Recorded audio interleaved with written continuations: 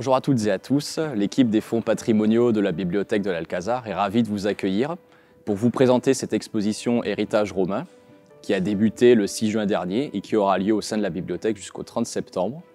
Le but est de faire découvrir ou redécouvrir certains des monuments les plus emblématiques de l'Empire romain, non seulement en Italie et en Provence, mais aussi tout autour du bassin méditerranéen.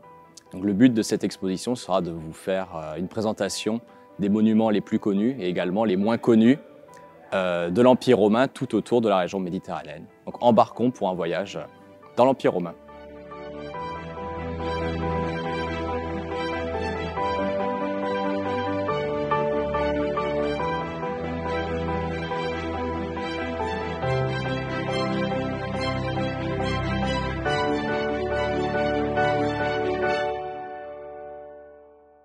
Dès le début de l'exposition, vous pourrez retrouver une carte de l'Empire romain à son apogée qui vous montrera l'extrême étendue de l'Empire, s'étirant de l'actuel Portugal jusqu'aux frontières avec l'Iran actuel.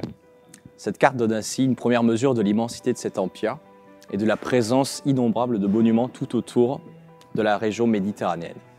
En face de cette carte, vous retrouverez 3 premières vitrines consacrées à certains des sites les plus emblématiques de la ville de Rome. 4 vitrines ont été consacrées à la seule Italie, berceau de la civilisation romaine. 3 d'entre elles concernent des monuments romains emblématiques, le Colisée, le Panthéon et le Forum.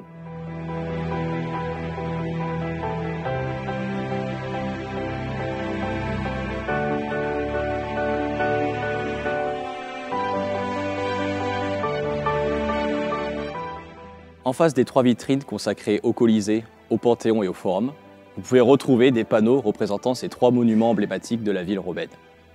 Tous nos documents proviennent des collections patrimoniales de l'Alcazar, que ce soit des reproductions d'illustrations, de gravures, de dessins d'artistes ou de photographies pour les ouvrages les plus récents.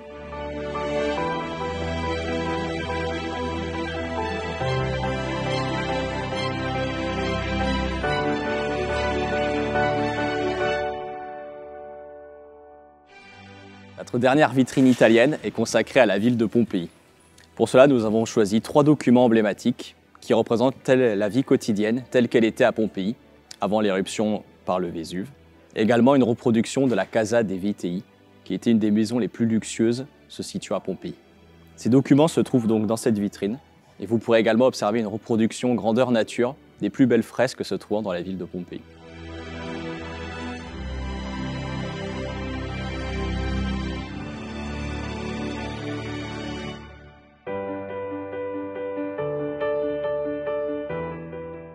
L'Empire romain a également laissé de très nombreux monuments en France, et notamment en Provence.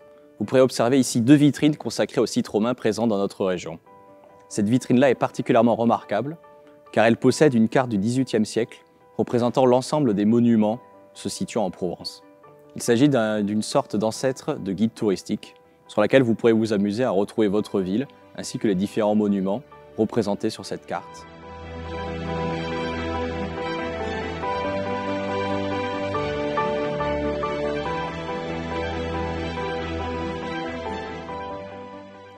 Tout autour de cette carte géographique, vous pourrez retrouver de nombreuses estampes et dessins d'artistes représentant les monuments provençaux les plus emblématiques, qu'ils se trouvent à Nîmes, à Arles, à Fréjus ou à Saint-Rémy de Provence. Ces estampes et ces dessins proviennent, comme je vous l'ai dit, des collections patrimoniales de l'Alcazar et datent pour la plupart du XVIIIe ou du XIXe siècle. Les documents les plus récents datent du début du XXe siècle et constituent essentiellement des photographies. Pour les documents qui concernent la Provence, notre choix s'est surtout porté sur des documents datant de la fin du XVIIIe et du XIXe siècle.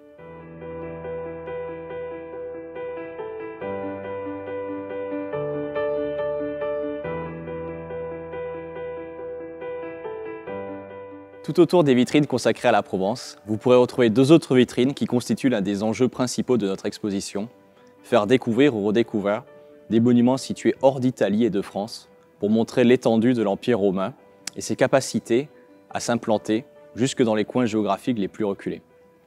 Pour cela, nous avons fait le choix de consacrer une vitrine et un panneau à la seule ville de Palmyre. Nous possédons en effet de nombreux documents du XVIIIe et du XIXe siècle représentant des gravures et des dessins de la ville de Palmyre. Vous pouvez également retrouver ici une photographie du début du XXe siècle et une gravure du XVIIIe siècle. Ce choix nous a semblé d'autant plus pertinent que la ville de Palmyre a malheureusement été pillée, saccagée et détruite par les terroristes de Daesh en 2015. Vous pourrez donc ainsi redécouvrir ce qui constituait la beauté et la splendeur de la ville de Palmyre avant qu'elle ne soit pillée par Daesh.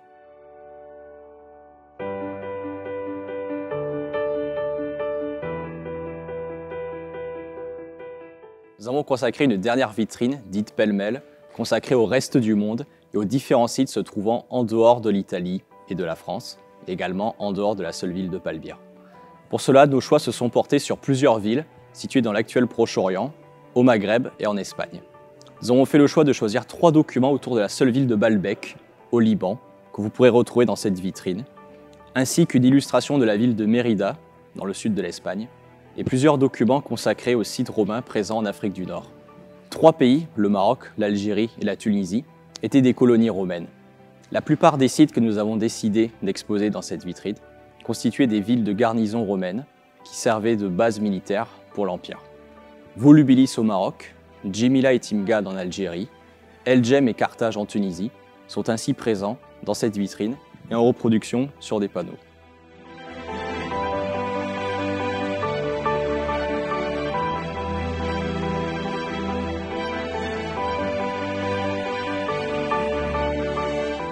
Après un premier panneau consacré à l'Algérie et au site de Timgad et de Djémila, nous avons également décidé de reproduire certains des sites tunisiens les plus emblématiques, que ce soit la fameuse ville de Carthage ou l'amphithéâtre d'El Jem, qui est un cousin du Colisée à Rome.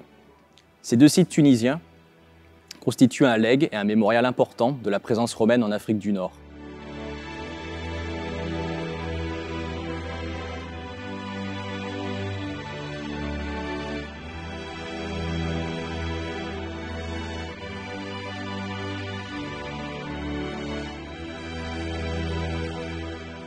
Pour la ville de Baalbek, nous avons décidé de mettre en avant 2 photographies majeures de Maxime Ducamp. Maxime Ducamp était un aventurier et un photographe orientaliste. Il a réalisé un voyage en Égypte et au Proche-Orient actuel. Ces déplacements l'ont amené en Palestine, en Syrie et au Liban actuel. Vous pouvez donc retrouver 2 photos majeures du site de Baalbek dans l'actuel Liban. C'est une prouesse artistique exceptionnelle car elle date de 1852. Elle est ainsi au tout début de l'ère de la photographie. Vous pourrez constater la précision et la qualité de la photographie, alors que celle-ci n'en était encore qu'à son commencement.